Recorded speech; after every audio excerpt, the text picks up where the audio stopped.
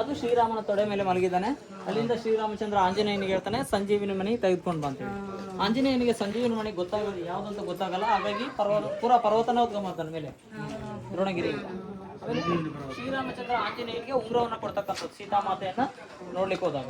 ಅಲ್ಲಿಂದ ಅಶೋಕವನ ಇದೆ, ಮರದ ಕೆಳಗಡೆ ಸೀತಾಮಾತೆ ಇದ್ದಾರೆ, ಆಕೆಯ ಸೇವಕಿ. ಮರದಲ್ಲಿ ಆಂಜನೇಯ ಬಂದಿದ್ದಾನೆ ಉಂಗುರದ ಜೊತೆ ಸೀತಾಮಾತೆಯನ್ನ ಕಾಣ್ಲಿಕ್ಕೋಸ್ಕರ.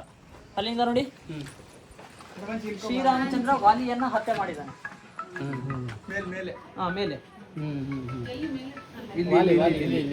ವಾಲಿ ಆತನ ಪತ್ನಿ ಆಗಿರ್ತಕ್ಕಂಥ ತಾರಾದೇವಿ ತೊಡೆ ಮೇಲೆ ಮಲಗಿದ್ದಾನೆ.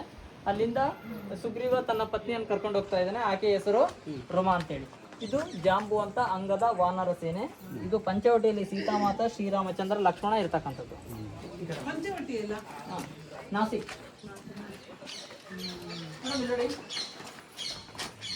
ಇದು ಒಳಗಡೆ ದೇವಸ್ಥಾನದ ಒಳಗಡೆ ಮೂರ್ತಿ ಇಲ್ಲ, ಹಾಗಾಗಿ ನಮಗೆ ಯಾವ ದೇವರ ದೇವಸ್ಥಾನ ಅಂತ ಹೇಳಿ ಗೊತ್ತಿರ್ಲಿಕ್ಕೋಸ್ಕರ ಇವರು ದ್ವಾರಪಾಲಕರನ್ನು ನೋಡ್ತೀವಿ. ಈ ದ್ವಾರಪಾಲಕರ ಹೆಸರು ಜಯ ಮತ್ತು ವಿಜಯ.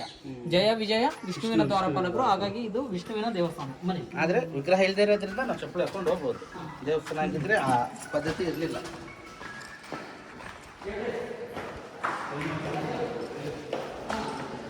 చెప్పమ్మ ఏమంటారు ಬೇಗ ಬರಬೇಕಾಗಿತ್ತು. అటు వీడియోకి ఏమంటారు చెప్పండి. ఈ తరం ఉంది అని చెప్పండి మీరు.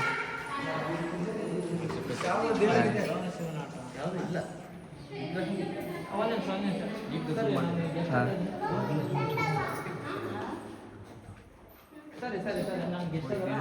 ನಾನು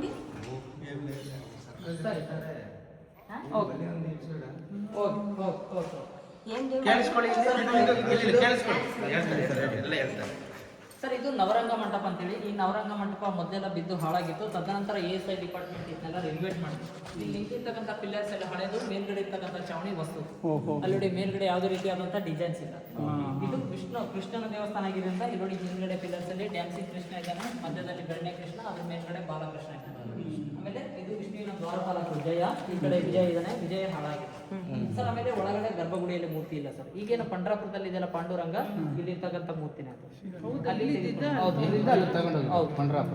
ಪಾಂಡುರಂಗ ಆ ಲಿಂಗಕ್ಕೆ ಯಾವುದೇ ಭಿನ್ನ ಆಗಿಲ್ಲ. ಇಲ್ಲ, ಮೂರ್ತಿ ಭಿನ್ನ ಆಗಿಲ್ಲ. ಅದಕ್ಕೆ ಯಪ್ಪ ತಿರುಗಿರೋದು ಅದಕ್ಕೆ ಅಂತಲ್ಲ.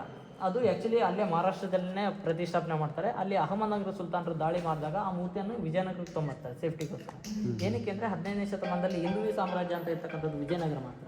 ಹಾಗಾಗಿ ಆ ಮೂರ್ತಿಯನ್ನು ಇಲ್ಲಿ ತೊಗೊಂಡಾಗ ಕೃಷ್ಣದೇವರಾಯರ ಒಂದು ಕಾಲಮಾನದಲ್ಲಿ ಆ ಮಹಾರಾಷ್ಟ್ರ ಜನ ಮತ್ತೆ ವಾಪಸ್ ಆ ಮೂರ್ತಿಯನ್ನು ಅಲ್ಲಿ ತೆಗೆದುಕೊಂಡು ಹೋಗ್ತಾರೆ. ಹಾಗಾಗಿ ಆ ಮೂರ್ತಿ ಅಲ್ಲೇ ಇದೆ. ಅಲ್ಲಿಂದ ಈ ದೇವಸ್ಥಾನದೊಳಗೆ ಮೂರ್ತಿ ಇಲ್ಲ ಸರ್. ಮೂರ್ತಿ ಇಟ್ಟಿರ್ತಕ್ಕಂಥ ಜಾಗ ಇದೆ, ವಿಠಲ ಮತ್ತು ರುಕ್ಮಿಣಿದು ಜಾಗ ನೋಡ್ಕೊಂಡು ಬನ್ನಿ. ಸುತ್ತ ಪ್ರದಕ್ಷಿಣೆ ಇದೆ, ಪ್ರದಕ್ಷಿಣೆ ಹಾಕ್ಲಿಕ್ಕೆ ಟೈಮ್ ಇಲ್ಲ. ಜಾಗವನ್ನು ನೋಡ್ಕೊಂಡು ಬನ್ನಿ, ಮತ್ತೆ ಮುಂದೆ ಐದು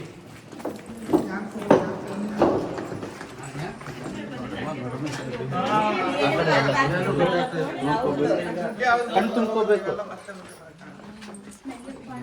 ಇಲ್ಲಿ ಬಾವುಲಿಗಳ